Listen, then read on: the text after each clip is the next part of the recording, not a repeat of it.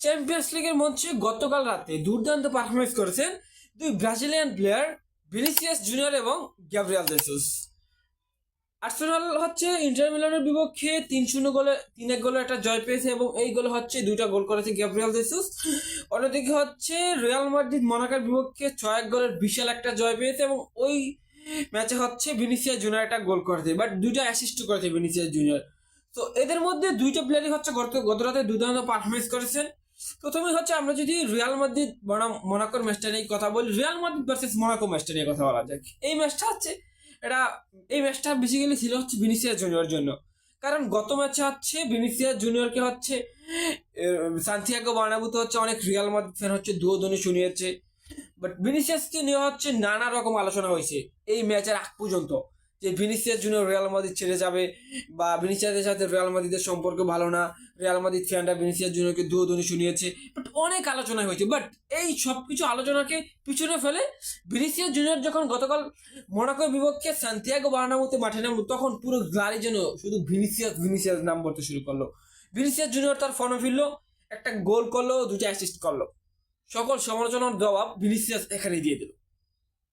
ভিনিসিয়াসকে নিয়ে সমালোচনা হোক, এটা আমি চাই যে ভিনিসিয়াসকে নিয়ে সমালোচনা হোক এবং ভিনিসিয়াস জুনিয়র তার ফর্মে ফিরুক, গোল করুক, অ্যাসিস্ট করুক। ভিনিসিয়াস জুনিয়র 18 ম্যাচ ধরে গোল করতে পারে, এটা নিয়েও কিন্তু সমালোচনা হয়েছে। তারপর বার্সেলোনার বিপক্ষে কি মাস্টার ক্লাস একটা গোল করেছে এবং এর আগেও সমালোচনা হয়েছে, এই ম্যাচের আগে গোল করছে, অ্যাসিস্ট করছে। সো ভিনিসিয়াস জুনিয়র সকল সমালোচনার জবাব মাঠে দিয়ে থাকে এবং রিয়াল মাদ্রিদের নতুন কোচ যে আলভারো, সে হচ্ছে ভিনিসিয়াস জুনিয়রকে সম্পূর্ণ ফ্রিডম দিয়েছে। বাট ভিনিসিয়াস জুনিয়র যে এরকম একটা কামব্যাক বা সে যে আসলে যে গত রাতে যে একটা দুর্দান্ত পারফরমেন্স করছে, এটার মূল ক্রেডিটটা হচ্ছে আমি রিয়াল মাদ্রিদের নতুন কোচ আলভারোকে দিতে চাই।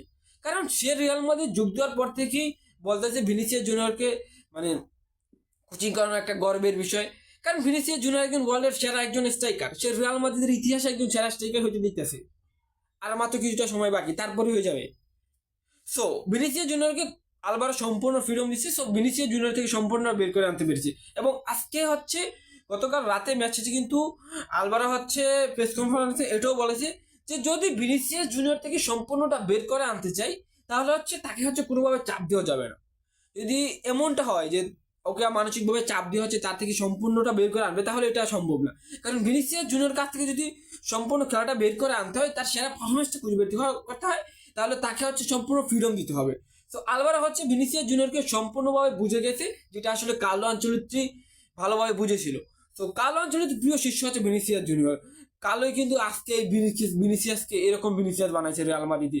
তো কার্লোর পর যদি আলভারো ভিনিসিয়াসকে বুঝতে পারে, তাহলে রিয়াল মাদ্রিদকে আলভারো আবার ট্রেবল জিতে পারবে। বাট ভিনিসিয়াস জুনিয়র হচ্ছে তার ফর্মে ফিরবে, এটা হচ্ছে মূল কথা। যে আমরা যে ভিনিসিয়াসকে নিয়ে যে সমালোচনা করি যে ভিনিসিয়াস জন্য ভালো খেলতে পারে না এই সেই, তো ভিনিসিয়াস জুনিয়র যদি তার ফর্মে ফিরে তাহলেই হবে, তাহলে রিয়াল মাদ্রিদ একটা ভালো কিছু করতে পারবে। তো ভিনিসিয়াস জুনিয়র গতকাল রাতে 2টা অ্যাসিস্ট করেছে, একটা গোল করেছে, 5টা বিগ চান্স ক্রিয়েট করেছে, তারপর হচ্ছে 60 বার বল টাচ করেছে। তো মোটামুটি ভিনিসিয়াসের পারফরমেন্স নিয়ে কোনো সন্দেহ না এবং রিয়াল মাদ্রিদে কালকে হচ্ছে ম্যান অফ দ্য ম্যাচ পেয়েছে ভিনিসিয়াস জন্য। সো ভিনিসিয়াস জন্য তার ফর্মে ফিরতেছে, আমরা এটাই চাই। সো এরপর যদি আমরা কথা বলি গ্যাব্রিয়েল জেসুসকে নিয়ে, আরেক Brazilian Gabriel Jesus. So Gabriel Jesus 2টা গোল করেছে ইন্টার মিলানের বিপক্ষে। সো আজকের এই ইন্টার মিলান ভার্সেস আর্সেনাল এই ম্যাচটা নিয়ে কথা বলার আগে একটু আর্সেনালকে নিয়ে কথা বলা যায়। আর্সেনাল হচ্ছে লাস্ট প্রায় 8 থেকে 9টা ম্যাচ হচ্ছে চ্যাম্পিয়ন্স লিগে মাত্র একটা গোল হজম করেছে। তারা আটলেটিকো মাদ্রিদের বিপক্ষে কোনো গোল হজম করে নাই, তারা অনেকগুলো বড় বড় প্লেয়ারের বিপক্ষে কোনো গোলই হজম করে নাই, বায়ার্ন মিউনিখের বিপক্ষে মাত্র একটা গোল হজম করেছিল। তো এই যে আর্সেনাল যে বর্তমান সময় এরকম একটা দল হয়ে উঠেছে, এটার জন্য কিন্তু আপনার ক্রেডিট দিতে হবে তাদের ডিফেন্স লাইন কি। বর্তমান সময় আর্সেনালের সেরা ডিফেন্স লাইন, মানে ইউরোপের সেরা একটা ডিফেন্স লাইন হচ্ছে আর্সেনালের, যেখানে গ্যাব্রিয়েল মাগালেস আছে, সালিবা আছে। সো আর্সেনাল ম্যাচে হচ্ছে আর্সেনাল ভার্সেস ইন্টার মিলানের ম্যাচে কিন্তু গতকাল গ্যাব্রিয়েল জেসুস 2টা গোল করেছে। সো এটা নিয়ে মানে 2টা গোল করার পর জেসুস সবথেকে বেশি এই বিষয়টা নিয়ে আলোচনা হয়েছে যে জেসুস কি আসলে বিশ্বকাপের স্কোয়াডে আমরা দেখতে পারি।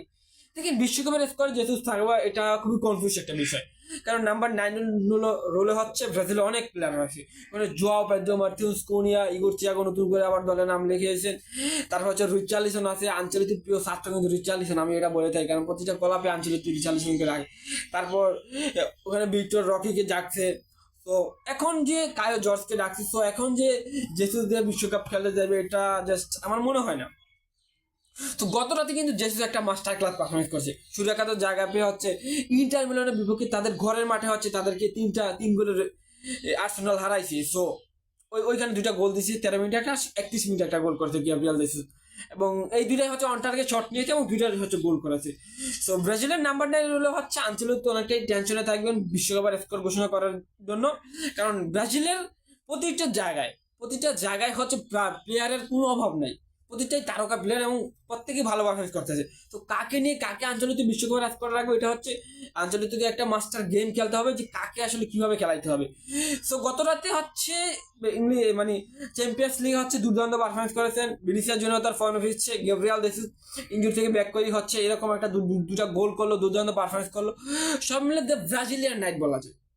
2টা চ্যাম্পিয়ন্স লিগের বিগ ম্যাচে 2টা Brazilian player man of the match হয়েছে, গ্যাব্রিয়েল জেসুস এবং ভিনিসিয়াস জুনিয়র। সো আরো অনেক ব্রাজিলিয়ান প্লেয়ার খেলেছে, ধরেন যদি মোনাকোর ম্যাচটা দেখেন ওইখানে হচ্ছে লেফট ব্যাক এবং রাইট ব্যাকে হচ্ছে কায়ো হেনরিক এবং ভ্যান্ডারসন খেলেছে, তাদের পারফরমেন্স মোটামুটি ভালোই ছিল, বাট যেহেতু তারা একটা বিগ দলের খেলতেছে ওইখানে লেফট এবং রাইট সাইডে হচ্ছে ভিনিসিয়াস জুনিয়র ছিল, এমবাপ্পে ছিল, মাস্তান্তোনো ছিল, তো তাদের আটকানো একটা কঠিন বিষয় দাঁড়িয়েছিল।